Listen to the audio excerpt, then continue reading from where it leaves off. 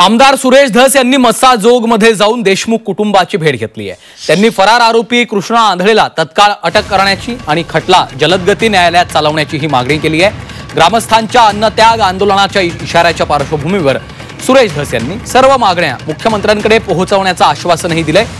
सुरेश धस यांनी काही पोलीस कर्मचाऱ्यांना सह आरोपी करण्यात यावं अशी मागणीही केली आहे। यानंतर त्यांनी केज पोलीस ठाण्यात भेट दिली आणि पोलीस निरीक्षक वैभव पाटील यांच्यासोबत देशमुख हत्या प्रकरणामध्ये चर्चा केली।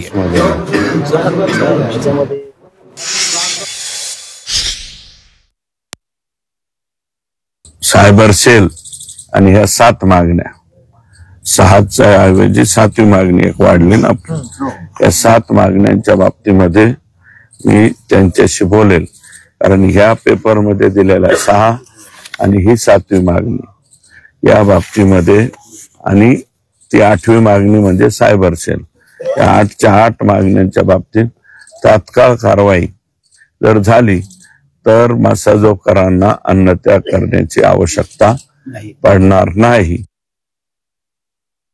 कृष्णा आंधळे अजूनही सापडायला तयार नाही। हा 307 मध्ये ऑलरेडी फरार आहे आणि फरार असताना केजच्या पोलिसांबरोबर चहा पाणी पिताना दिसलेला आहे।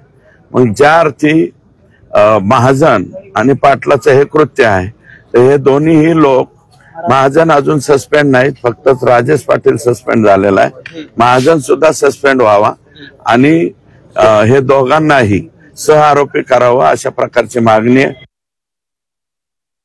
जेलमध्ये वाल्मिक कराड आणि त्यांचे सहकारी यांना कशी VIP ट्रीटमेंट दिली जाते याचे जवळजवळ 13 उदाहरणं हे माझ्याकडे लेखी स्वरूपात दिलेले आहेत आणि ते मी तुम्हाला सुद्धा PDF करून पाठवून देईल।